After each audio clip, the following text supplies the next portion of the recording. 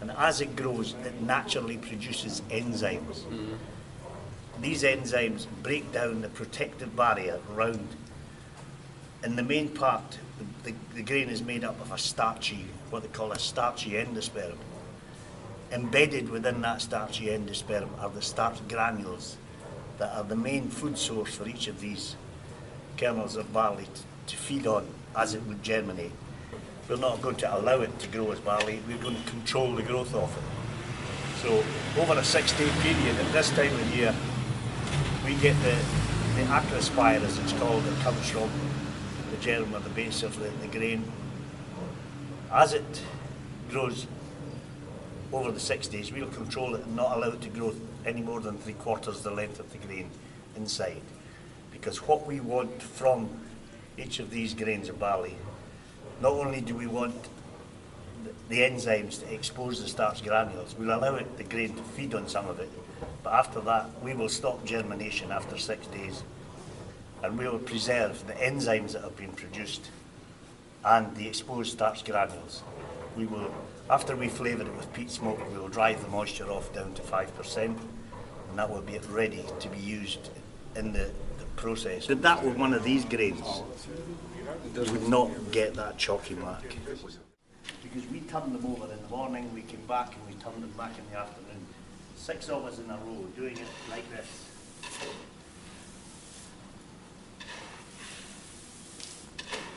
Spray it through the air. A bit dusty this one, but it's got it dry. That's been dug out by machine, so you can see how dry that is.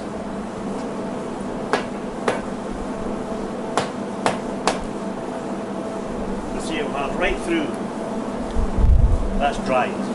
We will burn the peat, I should say, and let the smoke drift up through and bring the phenol level between 25 and 30 parts per million.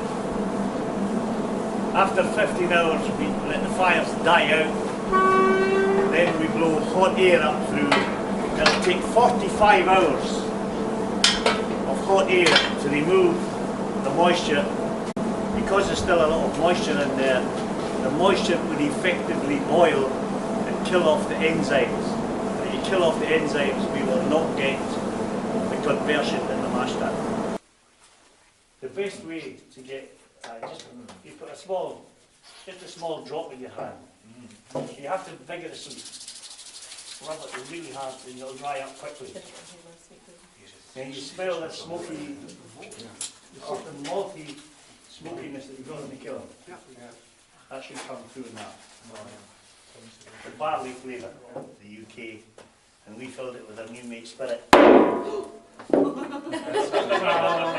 Sorry, you should have warned you, you're always getting it back. She gets me, absolutely. You'll see the difference. Wow. You'll see the difference in the colour and on the nose as well.